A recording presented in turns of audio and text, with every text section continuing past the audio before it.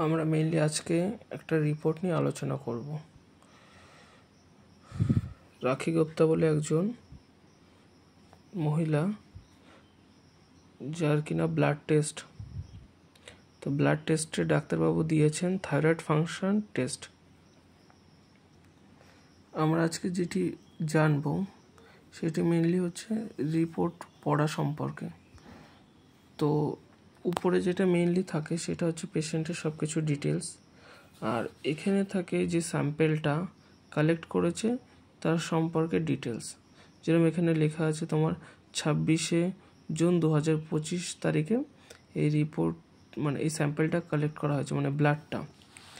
আর এখানে যেটা দেওয়া আছে, এখানে দেওয়া আছে মেনলি তোমার কি টেস্ট করতে হবে।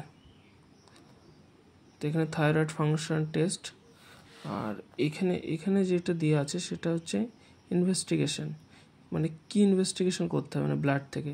এখানে দেওয়া আছে FT4 আর TSH, এই দুটো টেস্ট মানে মেনলি করা হয়েছে, আর এই হচ্ছে তার রেজাল্ট।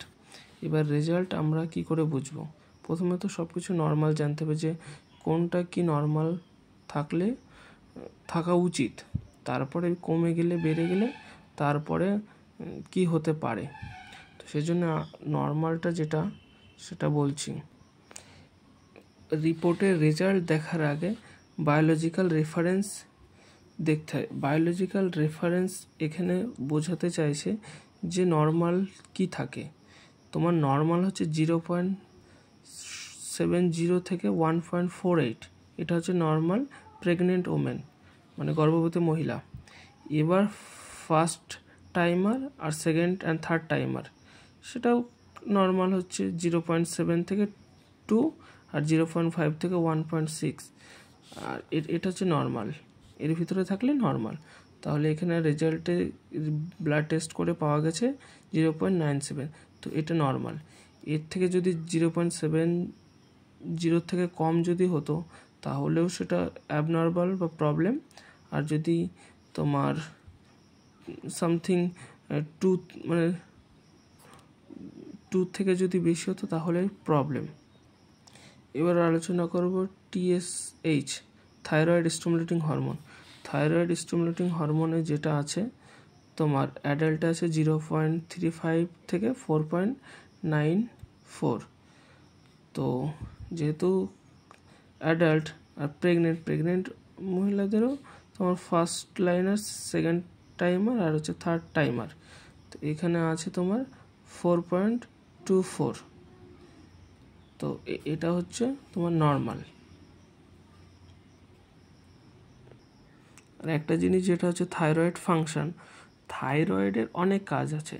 থাইরয়েডের যদি আমরা কাজ বলি তাহলে থাইরয়েড হচ্ছে তোমার হার্ট ফাংশন, মানে হৃৎপিণ্ডকে তোমার সচল রাখে। আর তোমার বডি টেম্পারেচার, যে আমাদের নর্মাল স্বাভাবিক বডি টেম্পারেচার যে 37°C, সেটাকে রেগুলেট মানে মেনটেন করে রাখে। ডাইজেস্টিভ সিস্টেম, আমরা যে খাবার খাই সেটা হজম হওয়া।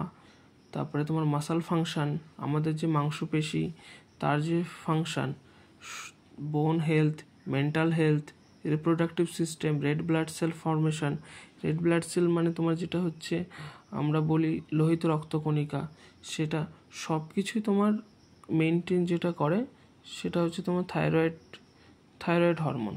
এবার থাইরয়েড হরমোনে যদি কোনো রকম গন্ডগোল হয়, মেইনলি যেটা হচ্ছে T4, T3, TSH, তাহলে তোমার এই টেস্ট করতে দেয়, মেইনলি টেস্ট করতে দেয়। তারপর যদি অ্যাবনর্মালিটি কোনো কিছু আসে তারপরে মেডিকেশন করতে হয়।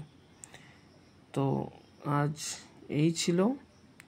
আর এখানে নর্মালি সব কিছু নর্মালি আছে, সেই জন্য কোনো প্রবলেম দেখা দেয়নি। যদি কি না এই তোমার বায়োলজিক্যাল রেফারেন্স মানে যে মাপদণ্ড আছে, তো তার যদি কম বেশি থাকতো তাহলে প্রবলেম হতো। আর একটা যে বিষয়, আমাদের যে ডায়াগনোসিস সেন্টার তার হচ্ছে মেন তিনটে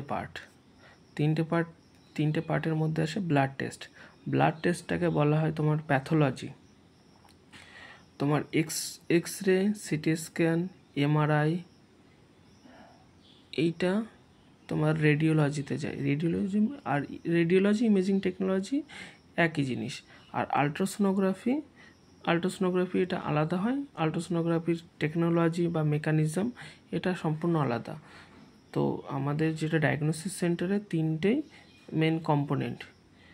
আর যেটা বলার যে এর নিচে থাকে তোমার যে ডাক্তারবাবু বা যে প্যাথোলজিস্ট এই পুরো পর্যবেক্ষণটা করেছেন তার সিগনেচার। এখানে তোমার এস সেনগুপ্তা আছে, MBBS MD প্যাথোলজি। তো প্যাথোলজি যেহেতু এই পুরো টেস্টটাই ব্লাড সম্পর্কিত, সেই জন্যে এই প্যাথোলজিস্ট। আর সাধারণত এই টেস্ট করতে তোমার প্রাইস পড়ে সামথিং 700 টাকার মতন। এবার ভ্যারি করে তোমার ডায়াগনোসিস সেন্টার বা মেশিনপত্রের উপরে, বাট মোটামুটি তোমার 550-600 থেকে 800-850-র মধ্যে কমপ্লিট হয়ে যায়।